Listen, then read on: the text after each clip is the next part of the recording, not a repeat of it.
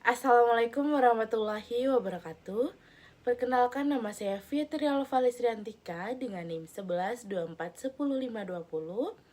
Di sini saya akan menjawab soal ujian akhir semester mata kuliah Ekonomi Manajerial. Untuk yang pertama, peran pemerintah mengatur marketplace untuk melindungi UMKM. Menurut saya, pemerintah memiliki peran yang sangat penting dalam mengatur aktivitas marketplace agar tercipta persaingan usaha yang sehat dan UMKM dapat berkembang dengan baik. Saat ini, marketplace sudah menjadi tempat utama masyarakat untuk membeli berbagai kebutuhan, sehingga banyak UMKM yang memanfaatkan platform tersebut untuk menjual produknya. Namun, jika tidak ada aturan yang jelas, pelaku usaha kecil bisa kalah bersaing dengan perusahaan besar yang memiliki modal lebih kuat. Pemerintah perlu membuat kebijakan yang melindungi UMKM, misalnya mengawasi biaya administrasi yang dikenakan marketplace, mengatur promosi agar tidak hanya menguntungkan penjual besar, serta mencegah praktek monopoli atau perang harga yang tidak sehat.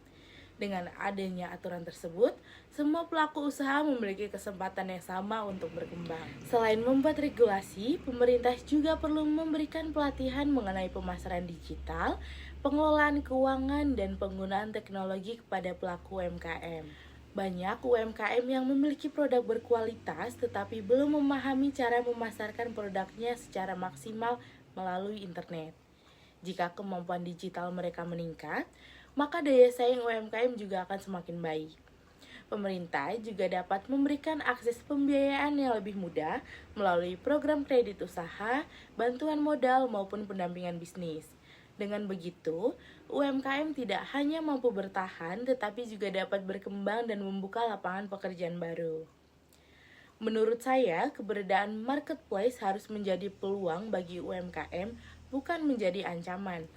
Oleh karena itu, pemerintah harus terus mengawasi perkembangan ekonomi digital agar tercipta ekosistem bisnis yang sehat, adil, dan memberikan manfaat bagi seluruh masyarakat. Selanjutnya, yang kedua, toko online harus punya nomor induk berusaha atau NIB. Menurut saya, setiap toko online sebaiknya memiliki nomor induk berusaha atau NIB sebagai bukti bahwa usaha tersebut telah terdaftar secara resmi.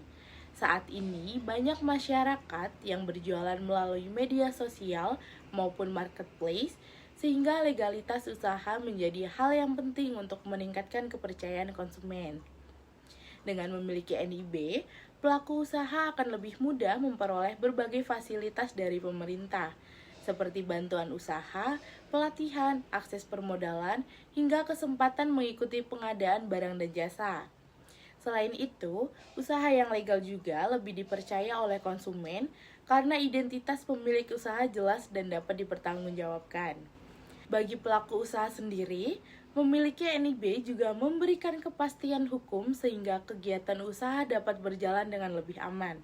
Jika suatu saat ingin memperluas usaha, bekerja sama dengan perusahaan lain, atau mengajukan pinjaman ke bank, keberadaan NIB menjadi salah satu syarat yang sangat penting. Walaupun proses pembuatan NIB sekarang sudah cukup mudah melalui sistem OSS, masih ada sebagian pelaku UMKM yang belum mengurusnya karena kurang memahami manfaatnya. Oleh karena itu, pemerintah perlu terus melakukan sosialisasi agar semakin banyak pelaku usaha yang menyadari pentingnya legalitas usaha. Menurut saya, memiliki NIB bukan hanya sebagai kewajiban administrasi, tetapi juga merupakan langkah awal untuk membangun usaha yang profesional, terpercaya, dan mampu berkembang dalam jangka panjang. Dengan semakin banyak toko online yang memiliki legalitas, maka iklim usaha di Indonesia juga akan menjadi lebih sehat dan tertata. Selanjutnya yang ketiga, kondisi perekonomian Indonesia saat ini dan dampaknya bagi kegiatan bisnis di tempat bekerja. Menurut saya, kondisi perekonomian Indonesia saat ini masih menghadapi berbagai tantangan.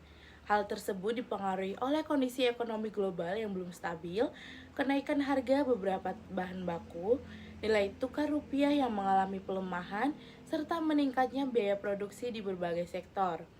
Walaupun demikian, Indonesia masih memiliki peluang untuk terus tumbuh apabila pemerintah, pelaku usaha, dan masyarakat mampu bekerja sama menjaga stabilitas ekonomi. Saya bekerja sebagai operator produksi di sebuah perusahaan. Kondisi ekonomi saat ini tentu memberikan dampak terhadap kegiatan operasional perusahaan. Ketika harga bahan baku meningkat atau biaya impor menjadi lebih mahal akibat pelemahan nilai tukar rupiah, perusahaan harus mengeluarkan biaya produksi yang lebih besar. Akibatnya, perusahaan perlu melakukan efisiensi agar biaya operasional tetap terkendali.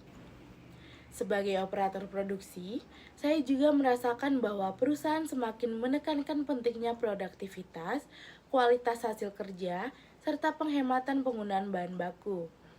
Hal tersebut dilakukan agar perusahaan tetap mampu bersaing di tengah kondisi ekonomi yang belum sepenuhnya stabil.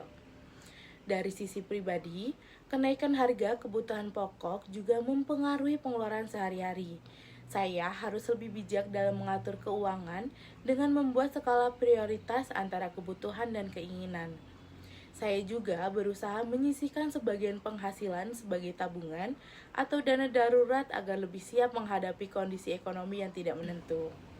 Menurut saya, solusi yang dapat dilakukan adalah meningkatkan efisiensi dalam bekerja, mengembangkan keterampilan agar menjadi nilai tambah, serta terus menjaga kualitas kerja.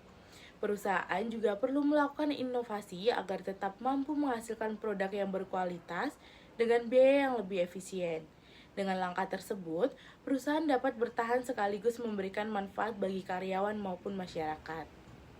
Selanjutnya, yang keempat, menurut saya penurunan IHSG dan melemahnya nilai tukar rupiah merupakan kondisi yang harus disikapi dengan tenang dan bijaksana. Keadaan seperti ini biasanya dipengaruhi oleh kondisi ekonomi global, arus investasi, maupun kebijakan ekonomi yang sedang berlangsung. Dampaknya dapat dirasakan oleh masyarakat melalui kenaikan harga barang, terutama barang yang masih bergantung pada impor. Dalam kehidupan sehari-hari, saya akan lebih berhati-hati dalam mengelola keuangan. Saya akan memprioritaskan kebutuhan pokok terlebih dahulu dibandingkan membeli barang yang sifatnya hanya keinginan. Saya juga akan mengurangi pengeluaran yang kurang penting agar kondisi keuangan tetap stabil. Selain itu, saya akan mulai membiasakan diri menabung secara rutin serta menyiapkan dana darurat. Dana darurat sangat penting karena dapat membantu ketika terjadi kondisi yang tidak terduga, misalnya kenaikan harga kebutuhan pokok atau kebutuhan mendesak lainnya. Apabila memiliki investasi, saya tidak akan langsung panik menjual aset hanya karena pasar sedang mengalami penurunan. Saya akan mempelajari kondisi pasar terlebih dahulu dan tetap berinvestasi dengan tujuan jangka panjang. Kepanikan seringkali justru membuat seseorang mengalami kerugian yang lebih besar. Menurut saya, kondisi ekonomi seperti ini juga menjadi pengingat agar masyarakat terus meningkatkan kemampuan dan keterampilan. Dengan memiliki kompetensi yang lebih baik, peluang memperoleh penghasilan yang lebih tinggi juga akan semakin besar. Oleh karena itu, menghadapi situasi ekonomi yang sulit bukan hanya dengan menghemat pengeluaran, tetapi juga dengan meningkatkan kualitas diri agar mampu menghadapi berbagai perubahan ekonomi di masa depan.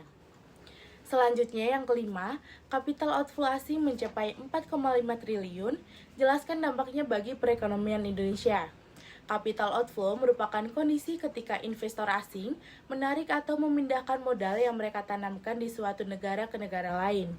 Menurut saya, apabila capital outflow mencapai 4,5 triliun, maka kondisi tersebut dapat memberikan dampak terhadap perekonomian Indonesia, terutama pada sektor keuangan dan investasi. Salah satu dampaknya adalah melemahnya nilai tukar rupiah karena permintaan terhadap mata uang asing meningkat. Selain itu, keluarnya modal asing juga dapat menyebabkan penurunan IHSG karena banyak investor menjual saham yang mereka miliki. Kondisi tersebut dapat menurunkan kepercayaan pasar dalam jangka pendek. Dampak lainnya adalah berkurangnya investasi yang masuk ke Indonesia. Jika investasi menurun, maka peluang pembukaan lapangan kerja baru juga dapat berkurang. Perusahaan akan lebih berhati-hati dalam melakukan ekspansi karena kondisi ekonomi yang belum stabil. Namun menurut saya, capital outflow bukan berarti perekonomian Indonesia pasti mengalami krisis. Pemerintah bersama Bank Indonesia dapat mengambil berbagai langkah untuk menjaga stabilitas ekonomi, seperti menjaga inflasi, mempertahankan stabilitas nilai tukar rupiah, serta menciptakan kebijakan yang mampu meningkatkan kepercayaan investor. Selain itu, pemerintah juga perlu terus memperbaiki iklim investasi dengan memberikan kepastian hukum, mempercepat perizinan usaha, dan meningkatkan kualitas infrastruktur. Sebagai masyarakat, kita juga dapat ikut berkontribusi dengan mendukung produk dalam negeri, mengelola keuangan secara bijak, serta terus meningkatkan kemampuan agar mampu bersaing di dunia kerja. Menurut saya, apabila pemerintah, dunia usaha, dan masyarakat dapat bekerja sama dengan baik, maka dampak dan capital outflow dapat diminimalkan dan perekonomian Indonesia tetap memiliki peluang untuk tumbuh secara berkelanjutan. Sekian dari saya akhiri. Wassalamualaikum warahmatullahi wabarakatuh.